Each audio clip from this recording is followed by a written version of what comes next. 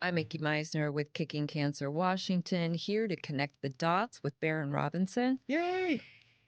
Baron, I am you had so excited to be here, by the way. last time we talked about your story Yeah. and Brenda and how Kicking Cancer got started. And I And did the say, serendipitous moments that you and I met. yeah. So my word for the year last year when I started Kicking Cancer was serendipity. And the look on your face when I told you that, like Here's what's funny, Mikki, is we were sitting. I remember exactly where we were at. We were at a Safeway, Starbucks. And we're at this table, and you had your little binder, which made me laugh and it was all pretty. Yeah, it was all pretty. I mean, I had a 3-ring binder my whole first year too, and then you go, look, here's my word. I'm like, no, this cannot be real, because that was my word the whole first year too. Because so many things happened that first year that were just very serendipitous. Yeah. So that is so fun. But what I also realized the longer we got to know each other is, tell our listeners your cancer story. My story. I was 20. Because there's really two parts to your story too. Yeah. There's a bunch of parts to my story. Okay, I'll stop. I'll try to sum up. I'll start talking later. I'll try to sum up and stay concise and not say a bazillion times. I'm kidding. I was 28 years old and I had just had my second child. He was 6 weeks old and he kept getting sick, and we would get him well and he'd get sick, and we'd get him well and he'd get sick, and I was taking him to my naturopath, who was also my midwife, and she looked at me and she said, "It's you." Well, that wasn't the news you wanted to hear. No, she said, "It's you. You need to go get checked." And she sent me off to some clinic to get in stirrups and do all that fun thing. And it came back with really bad news. And I'll never forget sitting across the office from that doctor, like essentially telling me I would never have any more kids and they were going to take my uterus and blah, blah, blah. So you were 28 and you just had your second kid. Yeah. I've known you now for a couple of years. Yeah. The Mikki I know would not have taken the words "you will never have more kids" very well. I was a little bit incensed. Okay, it was a lot. That's probably a nice. I don't like to be told what to do. That's what I was waiting for you to say. Right I don't there. like to be told what to do. Yeah. I didn't even know if I wanted more kids, but I'm like, I'll forbid be he damned tell if you you're you going to tell can't. me that I can't. Right. So I got angry, but I also got scared, and I think that was just part of how I was processing that anger. Sure. There's a rebel warrior that lives inside me that had been dormant for a long time, and that woke me up. Yeah. I'm like, I with a 6-week-old baby, like, here's the thing. There's nobody to take care of this little guy if I go down. And that's your second kid. Yeah. So how old's the one that's older than that at that time? 8 years older than that. So he was So 8-year-old. Yeah. You have a 7-8-year-old gap Yeah. between the two kids. Yeah. So the 8-year-old's not going to take care of the newborn. No, he was my wild child. That wasn't happening. Anyway, we won't go there. So you got to find a way to take care of the situation. So what did you do? In a nutshell, I went out into the woods and I drug home forest products and made my own medicine. Let me give a little preface to that. Okay, so good, because that sounds really crazy. I know. Yeah, I don't recommend that. My naturopath was also the spokeswoman at the time in America for cervical dysplasia. Oh. So she said, "Okay, so what do you want to do?" And I'm like, "I don't know." Like at that point I was, because I'm so glad that it happened. It gives me such compassion for people, faced with the diagnosis, because I know that fear. Sure. And what happens is for most people, you turn into a bobblehead and go, "Okay, well, you need to do A, B, C, D, F, G," and you go, "Okay," Yeah. and you just do what You follow they the protocols. tell you to You do, follow and the what your protocols. family's like, "Well, you need to," and you do the thing. Yeah. I didn't. How did that set with your friends and family? Not well. My naturopath put me on this holistic protocol. She said, "We got this," and I was terrified, but she was confident. And essentially, she gave me a list this long of foods I could no longer eat that were no longer on the menu, and a list about this long of the alkaline foods that I could eat, and go read these books, do these things, learn how to XYZ. Like, she's got me, walking for miles and deep breathe, like blah, blah, blah. And this was back in 1996. You couldn't buy a tincture anywhere unless you were at the naturopathic office, and it was weird, Yeah. So, but I'm reading the ingredients and I'm like, dandelion, burdock root. I'm like, Dr. Molly, I got half this stuff growing in my backyard. Like, can't I make my own? And so she had some direction on a correspondence course, and she walked me through a lot of it too on how to do that. And it just so happened, serendipitously, that a neighbor of mine was actually taking a master herbalist course. No way. Wow. And his wife had 4-stage breast cancer. And so she kind of became my cancer buddy. And we would walk together and pray together and do all these, our diet. And so, having a buddy in that was life-saving, was absolutely life-saving. And so a couple things you said that are just so powerful. Again, I want to remind people that are listening to this podcast and show, kicking-cancer.org is our website. There is a link there to get to the Vancouver community. But the 5 core values for this organization is eat real food. Well, I think dandelions qualify. So eat real food, get some movement. You said you're doing some walking, right? Get proper rest, reduce your stress. You were probably a little bit stressed back then. You think? And have a support group. So 3 of those 5 you did serendipitously because of the situation. Really, I was just following spirit. I had no idea what I was doing. But first I got cancer, and then I found God. Like, boom, boom. And honestly, everything has been so miraculous since. Hard, but, thankfully I was really poor. You don't hear that very often. Yeah. Well, I was sort of forced to grow my own food, and I was forced to go out into the forest and learn which herbs, because there were some herbs that were like from China, but I was able to find equivalents that were close by. So I learned how to find them. And I hope that you're looking at me like I'm crazy. No, I know. I'm how to process them, and then what to do with them. And it became my life. And I loved it. There was something in me that it just felt like I was remembering. Yeah. No, that wasn't a look of you're crazy. The look was I'm used to it. Well, so am I. No, the look I was giving you is because I have said this for so long over these last 7 years. Everything that you need to fight cancer, God put in the Garden of Eden. Yeah. And somewhere over the last 100 and some odd years, we began to believe that pharmaceuticals could synthetically reproduce that kind of stuff, right? But if you go back to the 1800s and the 1700s and the 1600s, when this whole area was just a bunch of Native American tribes, they didn't have Bayer, they didn't have Pfizer. Right. They also didn't have a lot of cancer. Interesting. I said it. Isn't that interesting? Yeah. Yeah. And little segue, interesting story for you, but all those Native tribes, they did consume tobacco.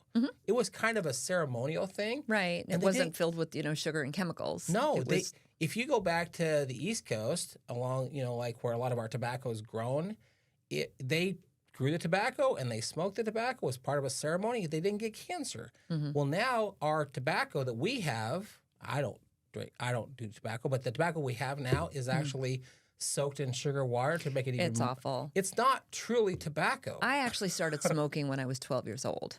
Okay. On that note. So growing up, my parents owned a grocery store, and I had access to all the candy and garbage a kid could ever want. Worst thing you can do to a kid. Consequently, grew up with an eating disorder. Didn't know how to say no, and I'm like, can't be fat. It was just like a lot of tumultuous childhood. So there's reasons for that that I won't go into. Which this show is called Connect the Dots. What you just said. Yeah. Thoughts create cancer, and that's another episode. I remember. We will save that for another episode. Yeah, I remember being in the garden. I'm totally going to age myself here, with my Walkman and cassette tapes, listening to a tape called Why People Don't Heal. Okay. And what she said, what was on that note about how certain thoughts land in certain power centers in your body, and believing those thoughts are just essentially that we create our own cancer, and there's different reasons why people don't heal. I'll save that for another Connecticut episode because that is mind blowing and so true. But I realized in that moment that I had maybe not 100% given myself cancer because it does run in my family, but I had participated in a very big way. And I was so excited by that. I know that sounds crazy, but I was like, oh my gosh, wait a minute. Well, I'm that powerful. If I did that, then I can undo that. Yeah. And so I would lay in bed and I would picture Pac-Man, Wonka, Wonka, Wonka, Wonka, Wonka, you know, eating my cancer cells and just envision white light, white healing light coming out the other end. Back and when I was you were like 28, right? Yeah, I was determined. Yeah, this wasn't a thing back then. I was just spirit led. I was like, okay, show me what to do. Right. And I was just bound and determined to heal my body. I was going to be healthy. I had made that decision because I have all I ever wanted to be as growing up was a mom. And here I was blessed with these kids.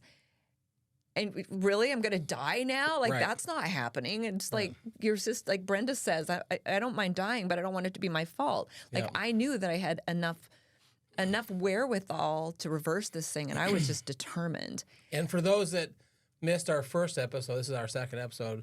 You mentioned Brenda. Brenda's my sister. You know, her cancer situation is what motivated me to start this organization. Yeah.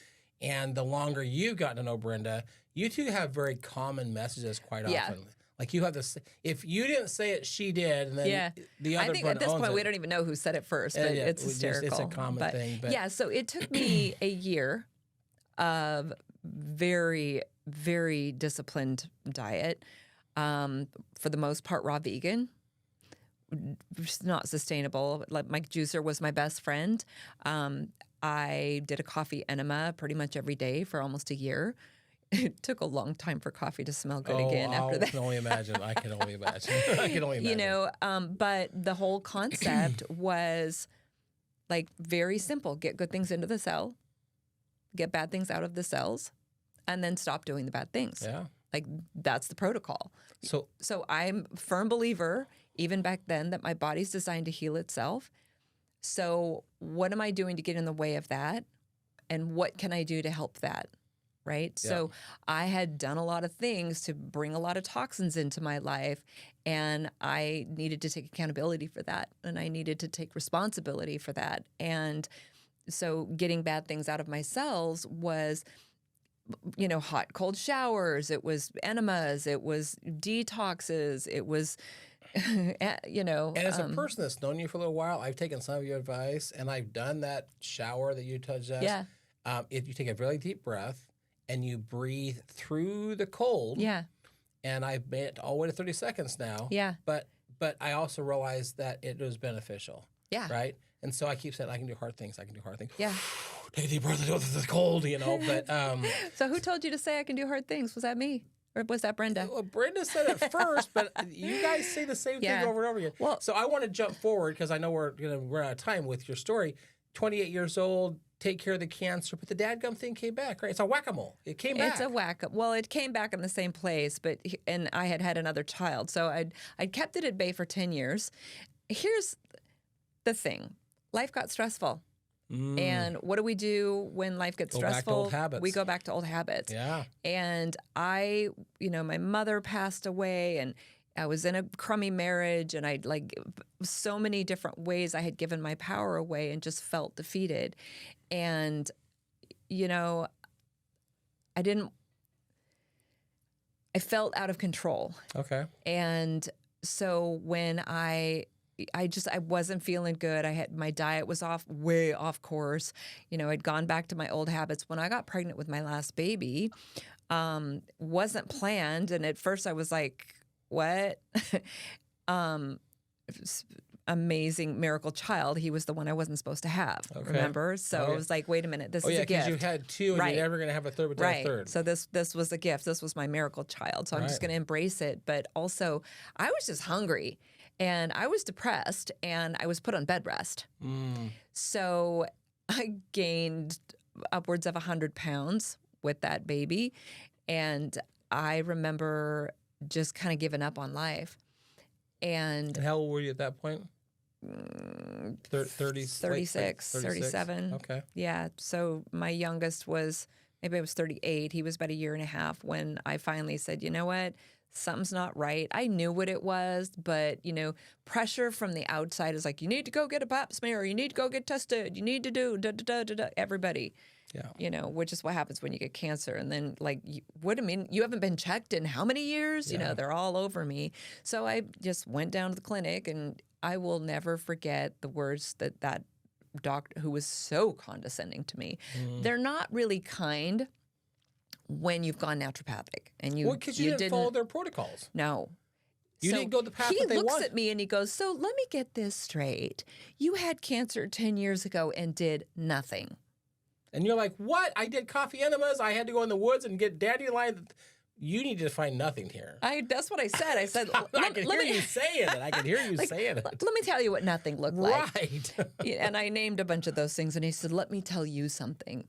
In his very condescending voice. Mansplaining. Yeah. In the medical community, we're aggressive. We remove the cancer. We cut it out. We attack it. We burn it. I'm talking chemo. I'm talking radiation. I'm talking full hysterectomy. And I said, stop right there. You're talking crazy. Because if you think that I'm going under the knife with you at the helm, you got another thing coming. Yeah. That's not happening. And I'm all fluff and stuff, in the office.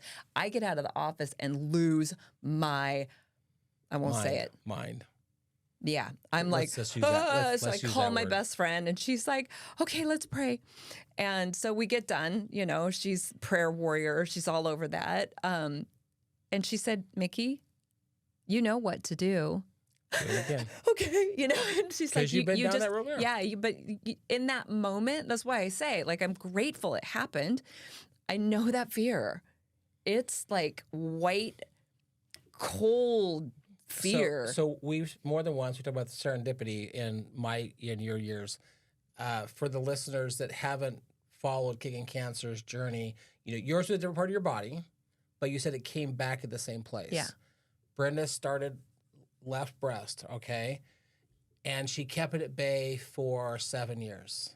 And you were there at one of our events when she announced it came back. Yeah. In the exact same place. Yeah, it's rough. And once you get through the emotional shock, which you just described, Brenda says, I know what to do. And she went right back to the routine. Yeah. Because once you get past the emotional shock, and of course the hard part for her was she did choose to do breast augmentation after they did the radical mastectomy. The cancer came back and attached itself to the implant. Oof. So she said, well, we're taking the implants out and we're not putting new ones in. Mm-hmm. Well, now the landscape looks different, right? Mm-hmm. I mean, I'm as nice as I can say that. You look in the mirror and the landscape's different. Yeah. And you got to get past that psychologically, which she did. But then she says, we're back to the routine that I fought with this thing the last time. And you did the exact same thing. Yeah, I did. It was harder the second time. 1, I'm 10 years older. 2, I have a second child. And 3, now I know what I have to do. Well, the first time I was like, I have to do a coffee enema? Okay. And the second time I'm like, I have to grow all my own food? Okay. And, it's like the second time I'm like, oh, snap. Like, oh, I remember those coffee houses. Yeah. And you're like, I was just starting to like Starbucks again. I don't think I'd ever had a Starbucks at that point in my life. I'm like, because not only was I, growing all my own food, I didn't listen to the radio. I didn't watch the news. Like I was granola. Oh, yeah. I was making my own bread when I ate for my kids. Like I would never eat that. And now it's the late 2000s, 2006, I was somewhere in that range. Yeah, right? It was 03. I hadn't eaten 03, so yeah, it was 05. Okay. Yeah. So, but I got through it. Well, for those that do go to kicking-cancer.org, there's a link to our podcast, and you gotta scroll ways down because we've got 250 podcasts. But the first time you came on my radio show, the name of that podcast was "Cancer: The Greatest Gift," because you've often told me the greatest gift you ever got was getting cancer. Well, it completely derailed the direction that I was going. And the direction that I was going was on a fast course to destruction. Yeah. With just my thought processes, my eating habits, like all of the toxicity that I grew up with in every way, shape, or form, I had to figure out me. And so so when it came back, I was like, it just hit me like, oh, wait, it's a lifestyle. It's not something, you know, you do these things and you make it go away and then you go back to your old ways. It's coming back. Yeah. And that's been the hardest part when I'm working with people now that I'm a coach and I own a wellness center and I'm, you know, this is what I help people do. The mentality, and it's most of America has this mentality that they're gonna do the chemo and do the radiation because they just want it gone so they can go back to their life and they want to eat the donuts at the they want to, and I get it, like that's really addictive and it's yummy and it's like I get it, but people will always say to me, well, it's so hard, what you did is so hard. And I mean, I'm just here to say, choose your hard, because for me, having my... How many times are you going to quote my sister? Who's quoting who here? I had cancer first. No, You did it first. Like, no matter which way you look at it, you're going to make hard decisions. Yeah. It's, you know, going naturopathically for me was hard because I was swimming upstream. Like, everybody I knew was like, you're going to die. You need to A, B, C, D, F, G. And I'm like, stop talking. I'm in charge of my body. And it's not a message for everybody. There's a time and a place for medical stuff. Talk to your doctor. I have to say all that stuff. If I break my leg, I want a doctor. Absolutely. I'm not going to try to repair a broken bone. Yeah, absolutely. So I want to, and you may have heard this story, but I know that our listeners haven't. And it's really funny what you just said about choose your hard, because once again, my sister did almost exactly what you did. And she goes in for just a checkup. And there's another lady in the waiting room who had some intestinal issues, and they had removed half of her stomach to deal with the intestinal issues. So I often say with Western medicine, you cut it out, you burn it out, you poison it out. Those are your three methods. So in this lady's case, they cut it out. My sister Brenda is describing to this lady what she had done. She changed how she ate. She gets up and exercises. And that is really hard. And my sister goes, they cut half your stomach out. Like, choose your heart. Choose your heart. Choose your heart. Like, what you did sounds a lot harder to me than what I'm doing. Life isn't easy. Your heart. Like, you know, I think that the eternal pursuit of comfort and easy is a really big part of the problem, because we want the quick fix. We want the easy. We want the, you know, pop it in the microwave. And this isn't how our bodies were designed. What it comes down to is, for me, when I was like looking at this diet, if God made it, eat it. And if God didn't make it, don't.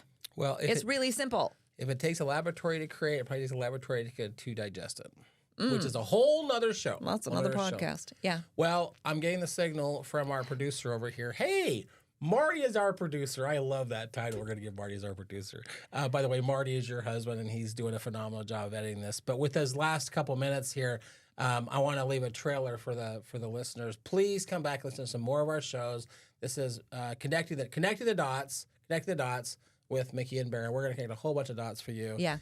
We haven't got deeply into this, so I'm going to save this for our next episode, because after everything that you did with dandelions and all that kind of stuff, then you discovered an alkaline, not just an alkaline diet, but alkaline water. Alkaline water, which in the last, according to our producer, in the last minute and a half, we're not going to get into that. But on the next episode, I want to talk about two things on this next episode. I want to talk about what you did with the water, I get the nickname King Cancer Guy, you got the nickname of the water lady here in Vancouver. But I also want to talk about my water's in this, but does it really matter what I put my water in? Yeah, we'll talk about that. We'll talk about that on the next episode. Yeah. So anyway, your story is amazing and inspirational, and cancer can be a gift if you take it down the right path. I want to talk more about that on another episode about the gift of cancer. But for now, we're going to end this. We'll see you next time when we connect more dots. All right. See you guys next time.